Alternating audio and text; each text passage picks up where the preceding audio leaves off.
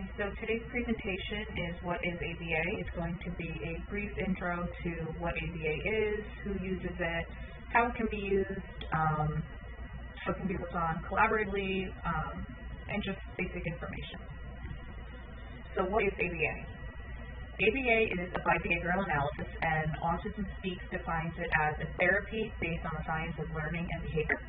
It focuses on using positive reinforcement and ABC data, which is antecedent behavior and consequence, meaning if there's a behavior happening, we mark down immediately what happens before the setting event, who was there, if a demand was put on, if something was taken away, anything like that.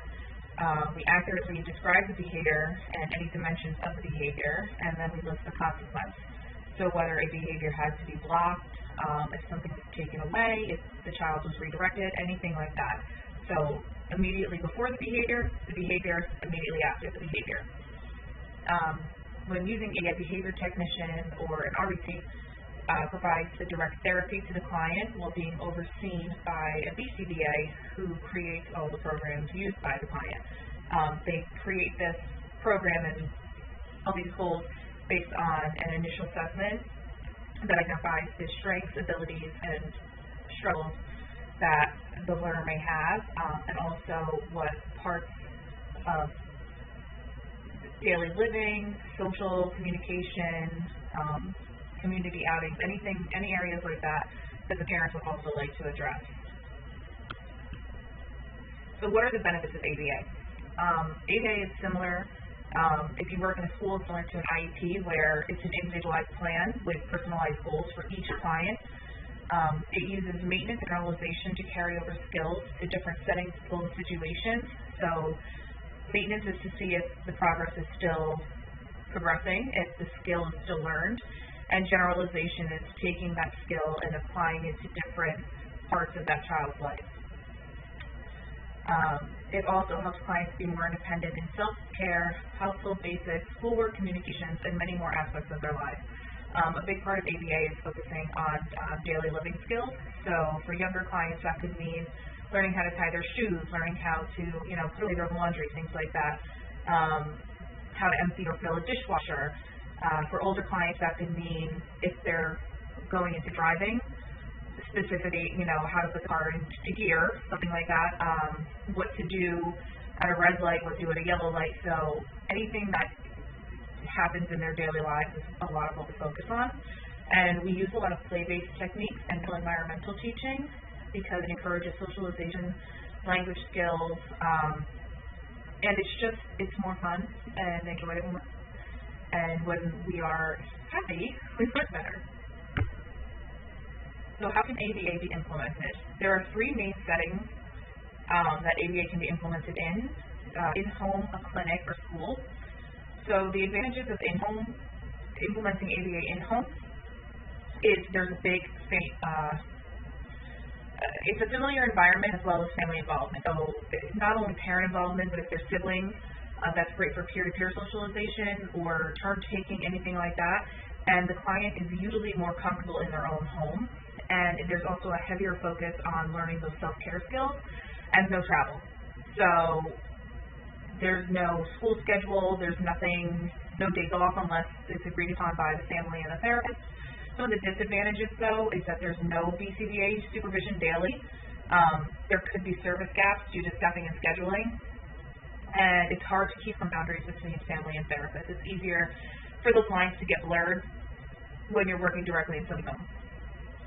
When you're in a clinic, the advantages are that the BCBA is there daily for supervision.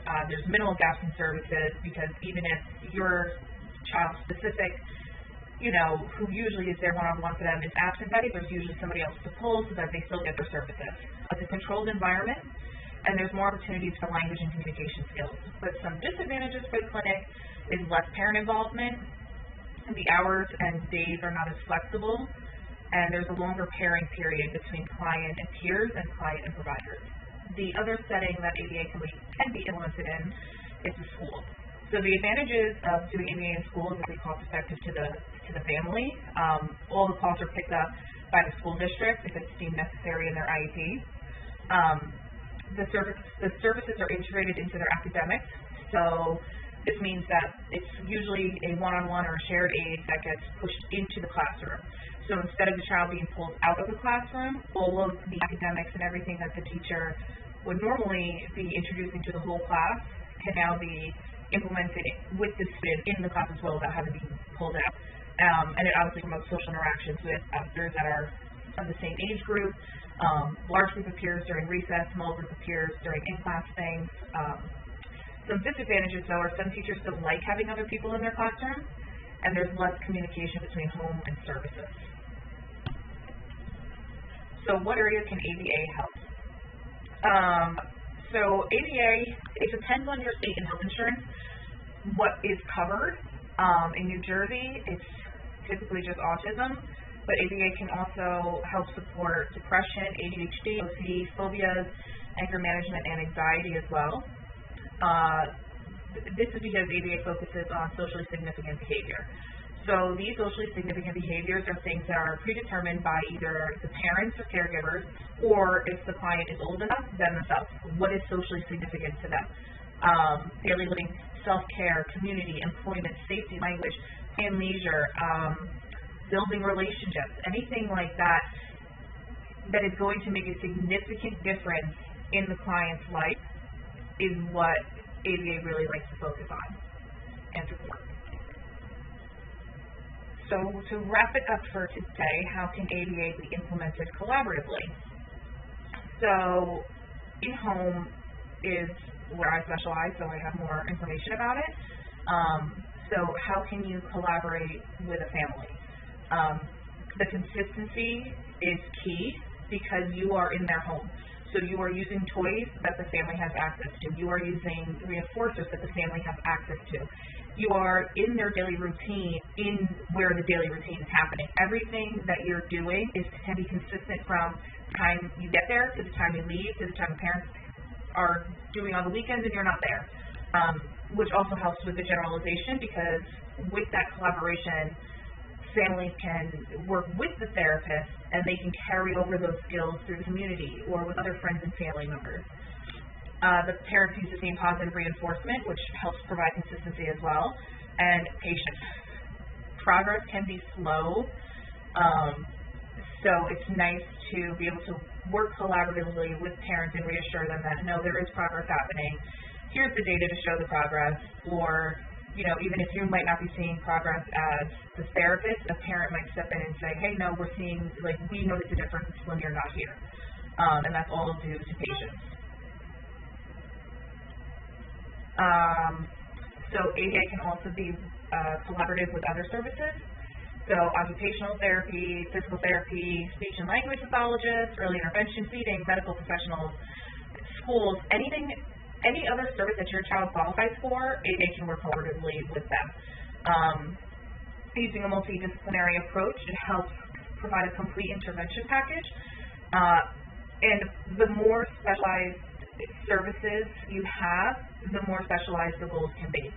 So ABA can work on what OT is working on, what PT is working on, what a dietitian is working on, something like that. But it is so much more well-defined in those roles because a specialized therapist is creating those goals.